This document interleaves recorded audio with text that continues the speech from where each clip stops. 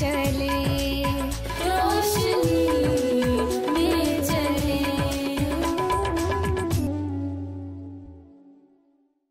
नाज़रीन, प्रोग्राम कलाम की रोशनी में हम आपको खुशामदीद कहते हैं और हमारा एक प्रोग्राम तसलीस यानी कि ट्रिनिटी के हवाले से भी आपने देखा और उसी प्रोग्राम का ये दूसरा हिस्सा है। और आज हमारे साथ पादरी फ्रेडरिक जॉन जो हैं वो इसको और मज़ीद हमारे सवालात का जवाब देंगे जो कि हम लोगों के जहनों में आम तौर से पाए जाते हैं।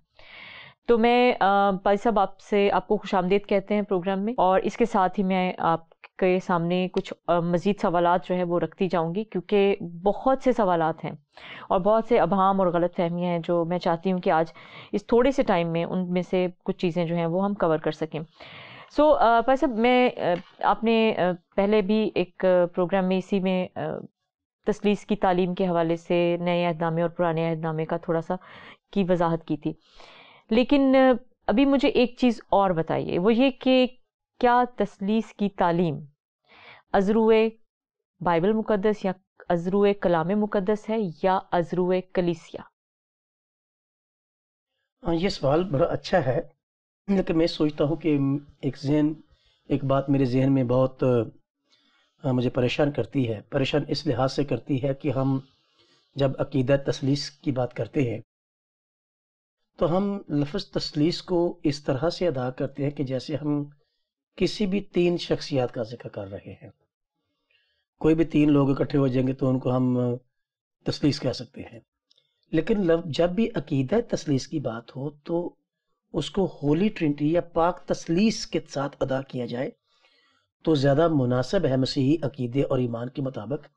उसकी वजह यह है कि तसलीस अपनी मानवियत के एतबार से तो कोई से भी तीन लोग एक जगह पर इकट्ठे हो जाते हैं तो वो तसलीस है, लेकिन जब पाक तसलीस की बात करते हैं तो फिर खुदा की ज़ात के तीनों अकानीम के अलावा कोई और नहीं हो सकता, क्योंकि इस तसलीस में एक इसमें सिफ्त है और वो सिफ्त पाकीज़गी की है, कदूसियत की है, जो किसी भी तरह के किसी और तरह की शख्सियात के लिए इस्तेमाल नहीं हो सकती, नहीं कर सकते। ठीक।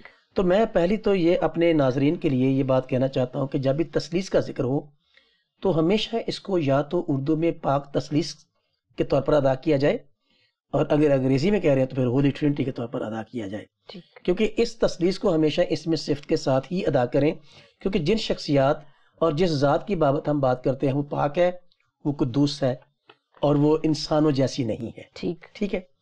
अब रही बात आपके सवाल की जी। कि जो सवाल आपने किया है कि ये जो अकीदा तसलीस है क्या ये बाइबली है या कि कलीसियाई है जी।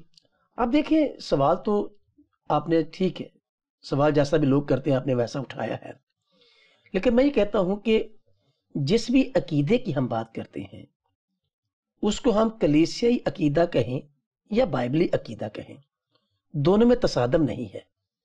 अगर दोनों में तसादम है तो फिर या वो अकीदा कलीसिया क्या है या फिर वो बाइबल क्या है, लेकिन कलीसिया बाइबल के बगैर कलीसिया कौन सी है?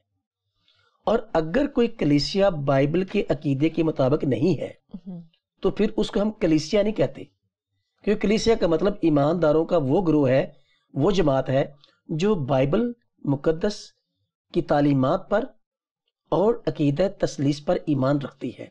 जी बिल्कुल। क्योंकि अकीदा तसलीस जो है वो बाइबल मुकद्दस पर बेस करता है, और जो शख्स जो जमात अकीदा तसलीस पर ईमान नहीं रखती क्या उसको कलीसिया कहना वाजिबी है? हम तो अपने मसीही हलकों में उनको कलीसिया कहने के लिए तैयार ही नहीं है, हम उनको बिदत कहते हैं जो अकीदा तसलीस को नहीं मानते। तो अकीदा तसलीस बुनियादी तौर पर बाइबली है और कलीसिया वो ईमानदारों की जमात है जो इस अकीदे पर ईमान रखती है। ठीक, सही। तो आपके कहने का जो मुझे समझ आई वो ये कि कलाम से हम ईमान को डिराइव करते हैं, वहां से लेते हैं, और कलीसिया ईमान है ही बाइबल बेस्ड, बिल्कुल, जिसको ईमान कहते हैं। कलीसिया उस पे उसको अमल में लाती है तो कलीसिया है, मानती है और अमल में लाती है, वरना कलीसिया नहीं है। बिल्कुल, उस अकीदे को मानती है तो कलीसिया है। एग्जैक्टली। तो अकीदा कलीसिया से नहीं, कलीसिया अकीदे से है। ठीक ठीक ठीक। अच्छा भाई साहब, मैं एक सवाल और जो आम तौर से लोग अक्सर हमसे भी करते हैं, वो ये कि कुछ गैर मसीही जो लोग हैं वो मसीहियों को आमतौर से ये मशवरा देते हैं कि अगर نظریہ تثلیث یا عقیدہ تثلیث کو ایمان میں سے نکال ہی دیا جائے، مسیحی ایمان میں سے، تو کلیسیا جو ہے وہ مناسب طریقے سے اتحاد اور یگانگت کی شکل اختیار کر لے گی. کیونکہ کچھ جگہوں پہ یہ خیال پایا جاتا ہے کہ عقیدہ جو تثلیث کا عقیدہ ہے یہ کلیسیاؤں کو بانٹتا ہے یا تقسیم، مطلب ان میں ایک باؤنڈری ڈرا کرتا ہے یا وہ ایک حد مقرر کرتا ہے، تو وہ مل نہیں سکتے. کیا ایسا ہے؟ بہت اچھا خیال ہے، بہت اچھا جذبہ ہے، لیکن یہ بات ضرور ہمیں اس کا لحاظ رکھنا چاہیے کہ جو ایمان ہوتا ہے وہ انسانی جذبات پر بیس نہیں کرتا. یہ بہت اچھا جذبہ ہے، یہ بہت اچھا خیال ہے جس کا بھی ہے کہ ہم اس عقیدے کو نکال دیں اس اتحاد کے لیے کہ کلیسیا ایک ہو جائے. تو جو انسانی جذبات ہیں وہ ایمان کی بنیاد نہیں ہوتے. ٹھیک. ایمانوں کی بنیاد خدا کا کلام ہوتا ہے، اور انسانی جذبات سے ہم اپنے ایمان کو عبارت نہیں کرتے. ہمارے ایمان میں جذبات ہوتے ہیں، لیکن یہ کوئی جذبہ نہیں ہوتا کہ ہم اپنے جذباتی ہو کر تو ایمان کو خارج کر دیں. ایمان کے بڑے اہم پہلو وہ تقسیم تو اس لیے ہے کہ وہ لوگ اپنی انسانی حکمت اور اپنی انسانی سوچ سے اپنی پسند سے کچھ چیز ڈیولپ کر کے تو اس کو آگے لے جانا چاہتے ہیں. لیکن عقیدے جو ہیں، میں کبھی کبھی سوچتا ہوں کہ لوگ نا فلسفی اور تھیولوجی کو سمجھتے نہیں ہیں. Theology is basically the thought of God and philosophy is a thought of man. اور انسان کے خیالات خدا کے خیالات نہیں ہو سکتے. بالکل. اور ایمان جو ہے وہ خدا کے خیالات، خدا کی رضا، خدا کی مرضی پر اسٹیبلش ہوتا ہے. انسانوں کے لیے ہوتا ہے، لیکن انسانوں کی مرضی پر بیس نہیں کرتا. یہ بہت اچھا جذبہ ہے، لیکن یہ تو بڑی بے عقلی کی بات ہے کہ ہم خدا کی مرضی کو پیچھے کر کے تو اپنے جذبات کو آگے لائیں ایک صرف اس اتحاد کے لیے. اور جن لوگوں کے اتحاد کی ہم بات کرتے ہیں وہ اپنی ذاتی خواہشات اور ذاتی دلچسپیوں کی بنا پر تقسیم ہوئے بیٹھے ہیں. عقیدہ تثلیث جو ہے وہ تو بائبل بیسڈ ہے، جس کی وضاحت پچھلے پروگرام میں بھی کر دی گئی. جی جی. تو جو لوگ ہمیں یہ مشورہ دیتے ہیں ان کو میں یہ مشورہ دینا چاہتا ہوں کہ جس بھی مذہب یا جس بھی فرقے کے وہ لوگ ہیں تو وہ اتحاد کے لیے کچھ چیزیں کیوں نہیں نکال دیتے اپنے مذہب میں سے. ٹھیک. ہمیں مشورہ دیتے ہیں کہ ہم 2 جگہوں پر تقسیم ہے، تو وہ اپنے اندر سے وہ چیزیں نکال دیں تاکہ وہ انسانی اتحاد قائم ہو جائے.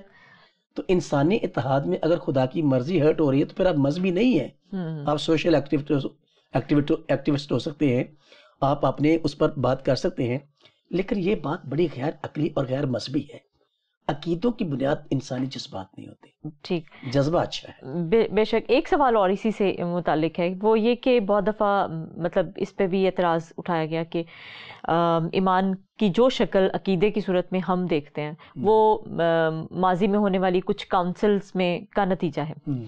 تو بہت سے فرقے یا بہت سے گروپس ایسے ہیں جو ان کاؤنسلز کو مانتے ہی نہیں ہیں، یا ان کی اس تحریک یا اس ساری چیز جو ڈیولپ ہو کے آئی اس کو وہ رد کرتے ہیں. تو پھر کیا کہیں گے؟ دیکھو بات یہ جو کاؤنسلز ہوئی ہیں جی، جو لوگ یہ سوال اٹھاتے ہیں یا تو شاید ان کاؤنسلز کے انعقاد کے مقاصد سے وہ واقف نہیں ہے، یا شاید وہ یہ سوچتے ہیں کہ یہ کاؤنسل صرف عقیدہ تثلیث کے لیے ہی ہوئی ہے. ٹھیک ہے، کاؤنسلز اس وقت بھی ہوتی تھی، آج بھی ہوتی ہیں، اور ہر کاؤنسل کا مقصد صرف عقیدہ تثلیث نہیں ہوتا. نمبر 1. نمبر 2، جو کاؤنسلز ہوئی ہیں اور اگر ان کاؤنسلز میں عقیدہ تثلیث ڈسکس ہو کے فائنل شکل میں آیا ہے، جی، فائنلی جو یونیورسل چرچ ہے انہوں نے عقیدہ اڈاپٹ کیا ہے، تو لا محالہ اس وقت بھی کچھ لوگ ایسے تھے جو عقیدہ تثلیث کو نہیں مانتے تھے. شاید وہ 2 صدیوں تک نہیں انہوں نے مانا، شاید انہوں نے 3 صدیوں تک نہیں مانا، لیکن اس کا مطلب یہ نہیں کہ عقیدہ تثلیث اس وقت فارم کیا گیا ہے. عقیدہ تثلیث موجود تھا، وہ نہیں سمجھتے تھے، وہ نہیں مانتے تھے، لیکن ان کاؤنسلز میں جب دوبارہ ڈسکشنز اوپن ہوئی تو وہ عقیدہ جو بائبل بیسڈ ہے، جو یسوع مسیح کے حواریوں میں اور پھر ابتدائی کلیسیا میں، رسولوں میں، جن کے انہوں نے اس کو لیا اور اس کی آگے تشہیر کی، اس کی تبلیغ کی، ان کاؤنسلز میں ان لوگوں نے جو اس عقیدے کے ماننے والے نہیں تھے انہوں نے سمجھ کر اس کو اختیار کیا. یہ نہیں کہنا چاہیے اور نہ ایسا ہوا کہ ان کاؤنسلز میں عقیدہ تثلیث بنایا گیا. عقیدہ تثلیث پہلے سے موجود تھا، جو لوگ نہیں مانتے تھے انہوں نے مان لیا. تو پھر یہ عقیدہ یونیورسل جو جماعت کلیسیا جو تھی، انہوں نے اپنے عقیدے کے طور پر اس عقیدے کو جو یسوع مسیح کی تعلیمات میں، رسولوں کی تعلیمات میں، ابتدائی بزرگوں کی تعلیمات میں تھا، اس کو تسلیم کر کے تو اس کو اڈاپٹ کر لیا۔ اچھا بھائی صاحب، ایک سوال جو عام طور سے لوگ کلیسیا میں ابھی بھی ایک پایا جاتا ہے، وہ یہ کہ وہ کہتے ہیں کہ جی رسولوں کا عقیدہ ہے، تو اس میں ہمارا عقیدہ کیا ہے؟ یہ جو ہیڈنگ دی گئی ہے اس کے اوپر ہماری جو ترتیب بھی ہے اس میں بھی کہ رسولوں کا عقیدے کے الفاظ میں ایمان کا اقرار۔ اچھا، اس کو سمجھنے کی ضرورت ہے۔ جی، جو رسولوں کا عقیدہ ہے that doesn't mean کہ میرا کوئی فرق عقیدہ ہے۔ ہاں، یہ چیز رسولوں کا عقیدہ اس کو اس لیے کہا گیا ہے کہ ہم نے اپنا عقیدہ رسولوں کے زبان سے، رسولوں کی تحریروں سے ریسیو کیا ہے۔ ٹھیک، میں آپ کو ایک بائبل کی بنیاد دیتا ہوں، انجیل مقدس میں کیسریہ فلپی میں خدا یسوع مسیح نے اپنے شاگردوں سے پوچھا کہ لوگ مجھے کیا کہتے ہیں۔ جی جی، ٹھیک ہے، جس کے جواب میں شاگردوں نے بہت کچھ کہا۔ کوئی کہتا جی ایلیا ہے، کوئی کہتا جی پرانے نبیوں میں سے کوئی جی اٹھا ہے۔ پھر یسوع مسیح نے ایک اور سوال کیا کہ تم مجھے کیا کہتے ہیں، اور سب شاگرد خاموش ہو گئے۔ پھر بڑی دلیری کر کے پطرس نے ایک جملہ بول دیا، اور وہ جملہ یہ تھا، جب یسوع مسیح نے پوچھا کہ تم مجھے کیا کہتے تو پطرس نے کہا تو زندہ خدا کا بیٹا، تو زندہ خدا کا بیٹا ہے اور تو مسیح موعودہ ہے۔ دو باتوں کا ذکر اس نے کیا۔ یسوع مسیح نے اس کے اس جملے کی ادائیگی میں ایک جملہ بولا۔ یسوع مسیح نے کہا کہ یہ بات تیرے گوشت اور خون سے نہیں آئی۔ جی، اور گوشت اور خون کی انٹرپریٹیشن یہ ہے کہ یہ بات تیرے مذہب سے نہیں آئی، یہودی مذہب سے نہیں آئی۔ تیرا مذہب تجھے یہ کہنے کی اجازت نہیں دیتا، کیونکہ یہودیت میں کسی کو خدا کا بیٹا کہنا کفر کے مترادف تھا۔ جی، یسوع مسیح نے کہا یہ بات تیرے گوشت اور خون سے نہیں آئی، یہ بات آسمان سے تیرے دل میں ڈالی گئی اور تو نے کہی۔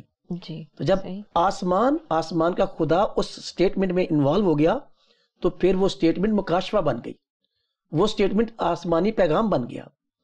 تو وہ سٹیٹمنٹ جو ہے وہ ایک رسول کے منہ سے ادا ہوئی، اور وہ جو سٹیٹمنٹ ادا ہوئی وہی دراصل رسولی عقیدہ ہے۔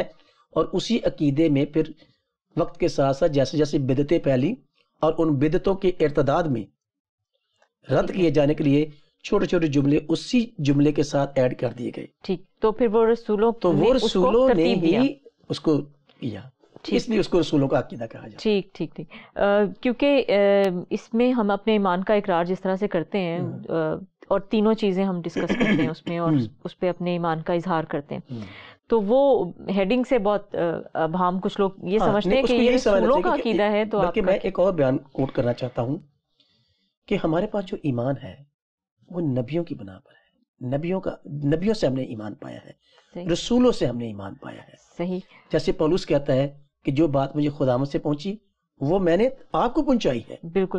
اچھا بھائی صاحب، ایک سوال اور وہ یہ کہ کلام مقدس میں کچھ ہمارے غیر مسیحی جو دوست ہیں وہ اکثر یہ سوال کرتے ہیں کہ نظریہ تثلیث پرانے عہد نامے میں موجود نہیں، نئے عہد نامے میں موجود ہے یا پایا جاتا ہے یا اس کو سپورٹ ہے، تو کیا پرانا عہد نامہ جو ہے وہ رد کر دیا جائے، اس کو ماننا ضروری ہے یا نہیں؟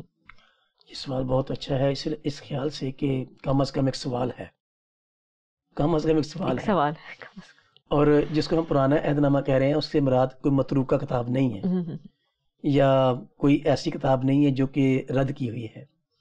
پرانا عہد نامہ جو علماء یہ بات کہتے ہیں جی جی کہ نیا عہد نامہ پرانے عہد نامے میں چھپا ہوا ہے، اور پرانا عہد نامہ جو ہے وہ نئے عہد نامے میں کھلا ہوا ہے۔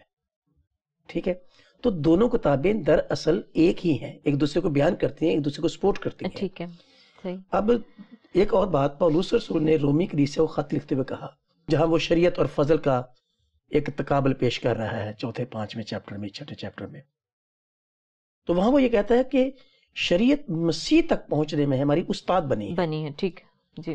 تو مسیح جس کو ہم ابن خدا کہہ رہے ہیں، جس کی بنیاد پر پھر تثلیث کا عقیدہ جو ہمارے ایمان کا حصہ بنا ہے، جب تک مسیح کو ہم ابن خدا کے طور پر نہیں پہچانتے اس وقت تک عقیدہ تثلیث کیسے سمجھ آ سکتا ہے؟ تو پرانا عہد نامہ جو ہے وہ مسیح تک پہنچنے میں ہمارا استاد بنا ہے. گویا کہ مسیح کو پہچاننے میں پرانے عہد نامے نے ہماری مدد کی ہے, اور جتنی مدد اس زمانے میں ہوئی تھی اتنی ہی آج کے زمانے کے لوگوں کے لیے بھی موجود ہے. تو اس لیے پرانے عہد نامے کو نہ پڑھنا یا یہ کہنا کہ اس کی کیا ضرورت ہے, یہ بڑی غیر عقلی سی بات ہے.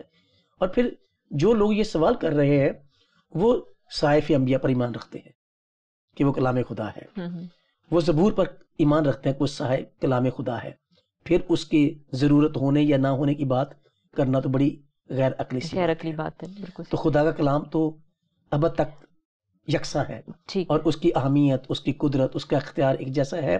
البتہ تثلیث کے عقیدے کے بیان میں جب اولڈ ٹیسٹمنٹ کی بات کرتے ہیں تو مسیح تک پہنچنے میں پرانا عہد نامہ ہمارا استاد بنا ہے, اور مسیح کی پہچان میں اس نے ہماری مدد کی ہے. اور اگر پرانا عہد نامہ نہیں ہے تو مسیح کی پہچان کیسے ہوگی؟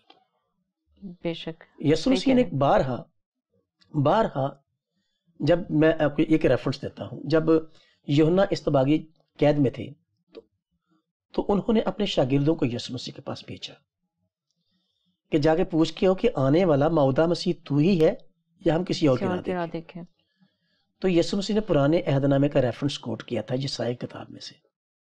انہوں نے کہا کہ اس کو جا کے بتا دو کہ لنگڑے چلتے پھرتے ہیں, ٹھیک ہے, اندھے دیکھتے ہیں, کوڑی پاک صاف کیے جاتے ہیں, کیونکہ یہ باتیں یسایہ نبی کی معرفت مسیح موعودہ کے بارے میں لکھی ہوئی تھی. ٹھیک. تو جو شخص یہ کام کر رہا ہے موعودہ مسیح وہی ہے. تو پرانے عہد نامے نے ہمیں مسیح موعودہ کو پہچاننے میں مدد کی ہے, اور جتنی مدد اس وقت اہم تھی اتنی مدد وہ آج بھی اہم ہے. تو اس لیے یہ کہنا کہ عقیدہ تثلیث کے ماننے والوں کے لیے کیا ضروری ہے کہ وہ پرانا عہد نامہ پڑھیں یا اس کو رکھیں, یہ بڑی غیر معقول سی بات ہے. ٹھیک. اچھا بھائی صاحب, ہم نے کافی اس پہ آپ سے ایک سیر حاصل گفتگو آپ نے کی, اس پہ بہت اچھا ہمیں سب کچھ سمجھایا, لیکن ایک چھوٹی سی بات کہ کیا تثلیث کا عقیدہ منطقی ہے, ریشنل ہے, عقل سمجھتی ہے اس کو, عقل میں آتا ہے کہ نہیں؟ بالکل یہ آتا ہے. دیکھو میں تو یہ سمجھتا ہوں کہ جو بات آپ کی عقل میں نہیں آتی وہ آپ کا عقیدہ کیسے ہو سکتا ہے. مثال کے طور پر مجھے کوئی یہ بات کہے کہ آپ بدھزم کو فالو کریں, آپ بدھا کو فالو کریں. میں جب بدھا کی سٹڈی کرتا ہوں تو مجھے وہ سمجھ میں نہیں آتا, اس لیے میرا وہ ایمان نہیں بنتا. اس کے بعد میں کسی ہندو مذہب کی کتاب کو پڑھتا ہوں, مجھے سمجھ نہیں آتی, میں اس کو فالو نہیں کرتا, اور نہ میں ہندو ہو جاتا ہوں. میں اگر مسیحی ہوں تو میری سمجھ میں وہ باتیں آتی ہیں تو میرا عقیدہ بنتا ہے. ٹھیک. میں ایک اور بتاتا ہوں بات. جب خداوند یسوع مسیح ساؤل پر ظاہر ہوئے دمشق کی راہ پر, جی, تو ساؤل نے ایک سوال کیا کہ تو کون ہے. جب یسوع مسیح نے کہا کہ اے ساؤل تو مجھے کیوں ستاتا ہے, تو جب یسوع مسیح نے اس کو ایڈریس کیا تو اس نے اپنا نام نہیں بتایا کہ میں کون ہوں. پھر ساؤل نے اسے پوچھا کہ تو کون ہے. میں یہ سوچتا ہوں کہ اگر اس وقت آگے سے یسوع کے علاوہ کوئی اور نام اس کو مل جاتا تو وہ کس کے پیچھے چلتا؟ کیا وہ مسیحی ہوتا؟ جو کچھ اس نے سنا تھا وہی اس کا ایمان بن گیا. ٹھیک. اور وہ جو سنا تھا وہ اس کی سمجھ میں آ رہا تھا. ٹھیک. تو جو سنا وہ اس کی سمجھ میں آیا تو وہی اس کا عقیدہ بن گیا. بلکہ رومیو خط میں تو پولس رسول لکھتے ہیں ایمان سننے سے پیدا ہوتا ہے اور سننا مسیح کے کلام سے. یہ باتیں میں اس لیے کر رہا ہوں کہ جو عقیدہ ہے وہ جب تک لاجیکل نہ ہو, عقلی نہ ہو, عقل میں نہ آئے, مجھے سمجھ ہی نہ آئے, تو پھر میرا عقیدہ کیسے ہو سکتا ہے؟ عقیدہ تثلیث میرا عقیدہ یا آپ کا عقیدہ یا مسیحیوں کا عقیدہ اس لیے ہے کہ یہ عقیدہ ہماری سمجھ میں آتا ہے, یہ لاجیکل ہے, یہ عقلی ہے. میں ایک دو لاجک اس پر سیٹ کرتا ہوں. میں سوچتا ہوں کہ میں اور آپ یا ابراہیم مذہب کے لوگ جو ہیں, جیسے میں یہودیت ہے, مسیحیت ہے, وہ کہتے ہیں جی خدا جو ہے وہ کلام کرنے والا ہے. جو خدا کی ذات ہے وہ جب سے ہے وہ کسی زمانے میں بھی گنگی نہیں ہوئی. خدا کی ذات جب سے ہے وہ تب سے ہی بولنے والی ذات ہے. یہ بات ہم مانتے ہیں. ٹھیک. اب جو اس کا کلمہ ہے وہ متکلم نہیں ہے. بولنے والا اور بولا ہوا کلام جو ہے وہ دو حقیقتیں ہیں. اب ہمارے ہاں ہم اسی کلمے کو جو ازل سے خدا بولتا تھا یا سوچتا تھا اس کی بابت ہمارا یہ ایمان ہے کہ کلمہ خدا مجسم ہوا. اور یوحنا کی انجیل میں یہ بات آتی ہے کہ ابتدا میں کلام تھا, کلام خدا کے ساتھ تھا, کلام خدا تھا. ٹھیک ہے. اور پھر ہم نے کہا کہ کلمہ خدا جو ازل سے خدا کے ساتھ ہے, جب وہ مجسم ہوا تو ہم نے اسے کلمت اللہ کہا, اللہ کا کلمہ کہا. اور کیونکہ لکھا ہے کہ کلام مجسم ہوا, اور جس کلام کے مجسم ہونے کی بات کر رہے ہیں وہ خدا کا کلام ہے. شاید وہاں ہمیں الگ شخصیت وہ نظر نہیں آتا کیونکہ ہم مٹیریل ورلڈ کے لوگ ہیں, ہم مٹیریلی سوچتے ہیں. لیکن وہ کلمہ جو ازل سے خدا کے ساتھ تھا وہ جب مجسم ہوا تو ایک شخصیت کے طور پر ہم نے دنیا کے لوگوں نے اس کو تجربہ کیا. تو پھر خدا اور کلمہ خدا جو مجسم ہے وہ دو الگ الگ نظر آ رہے ہیں. ٹھیک ہے. تو جو اب نظر آ رہے ہیں وہ پہلے نظر نہیں آتے تھے. تو اگر کسی کا نظر نہ آئے کوئی تو وہ اس بات کی دلیل نہیں ہوتا کہ وہ نہیں ہے. ٹھیک. اگر کوئی ذات آپ کو نظر نہیں آتی تو یہ اس بات کی دلیل نہیں ہوتا کہ وہ ہے نہیں. نظر تو خدا بھی نہیں آتا. تو کیا ہم کہیں کہ جو خدا ہمیں نظر نہیں آتا وہ ہے نہیں؟ نہیں. جو شخصیات نظر نہیں آتی ان کا نظر نہ آنا اس بات کی دلیل نہیں ہو سکتا کہ وہ نہیں ہے. خدا موجود تھا اور کلمہ خدا ازل سے موجود تھا, اور وہی کلام مجسم ہوا اور وہ خدا کا بیٹا تھا. اب بیٹے کا لفظ جو ہے وہ نکلے ہوئے کے معنی میں لغت بیان کرتی ہے. اب اسی کے ساتھ میں ایک اور بات کرتا ہوں, پھر میں اس کو آگے بڑھاتا ہوں. ہم ایک تو یہ ایمان رکھتے ہیں کہ خدا ازل سے بولنے والا خدا ہے, تو گویا کہ اس کا کلمہ ازلی ہے. جب سے خدا ہے تب سے کلمہ اس کے ساتھ ہے, جس کی وضاحت ہم نے کی کہ وہ کلمہ مجسم ہو کر ہمارے درمیان رہا اور ہم نے اس کو کلمت اللہ کہا, خدا کا کلمہ کہا. اس کے بعد ہم ایک اور عقیدہ بھی رکھتے ہیں کہ خدا محبت ہے. اب خدا محبت ہم نے کب جانا کہ وہ خدا محبت ہے؟ جب ہمیں پتہ چلا کہ وہ کسی سے محبت کرتا ہے. اگر خدا محبت ہے تو کوئی اس کا محبوب بھی ہوگا. کوئی بھی محب محبت کرنے والا ثابت نہیں ہوتا جب تک اس کے پاس کوئی محبوب نہ ہو. صحیح. تو اگر خدا ازل سے محبت کرنے والا ہے تو لا محالہ اس کا کوئی اصلی محبوب بھی ہونا چاہیے جو کہ غیر مخلوق ہو. ٹھیک. ازلی محبوب ہونا چاہیے. اصلی محبوب ہونا چاہیے. ٹھیک. اب رہی بات کہ وہ کون ہے, اس کے بارے میں زبور کی کتاب میں ہم ایک حوالہ پڑھتے ہیں, اور اس حوالے کا میں ریکارڈ کے طور پر یہ بتانا چاہتا ہوں کہ زبور کی کتاب اور اس کا 138واں زبور, اس کی دوسری آیت, جی, زبور نمبر 138 اور اس کی دوسری آیت میں زبور نویس نے داؤد کے زبور میں یہ لکھا ہے, اور داؤد کے مزامیر جو ہیں ہم ان کو الہامی مانتے ہیں اور خدا کی کتاب آسمانی کتاب مانتے ہیں. اس میں یہ لکھا ہوا ہے کہ خدا نے اپنے ہر نام سے بڑھ کر اپنے کلمے سے محبت رکھی, اپنے کلام سے محبت رکھی. تو کس سے محبت رکھی؟ اپنے کلام سے, اور اس کا کلمہ ہی اس کا محبوب ٹھہرا.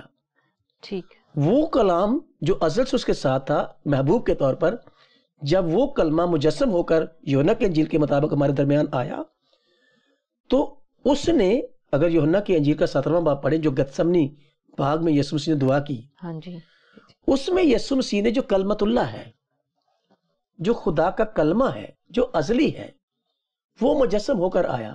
اس میں جب وہ دعا کرتا ہے تو کہتا ہے کہ جو محبت تو دنیا کی پیدائش سے پیشتر میرے ساتھ رکھتا تھا. تو یسوع مسیح نے گویا اس بات کا اظہار کر دیا کہ میں ہی وہ شخص ہوں جو ازل سے تیرے ساتھ موجود تھا, جس سے تو محبت رکھتا تھا. ٹھیک ہے. تو محب اور محبوب دونوں اصلی ہیں. ٹھیک. متکلم اور کلمہ دونوں اصلی ہیں. اب رہی بات کہ تیسرا کہاں ہے, روح القدس کیا ہے. روح القدس پھر ہم اس کو تثلیث کے اس میں روح القدس کو کہاں رکھتے ہیں؟ محب تو خدا باپ ہو گیا, محبوب اس کا بیٹا, جس کی ہم دلیل کر رہے ہیں. اگر خدا محبت ہے اور وہ ازلی محبت کرنے والا ہے تو اس کا محبوب بھی ازلی ہونا چاہیے. اگر وہ کلام کرنے والا ہے تو اس کا کلمہ بھی اصلی ہے.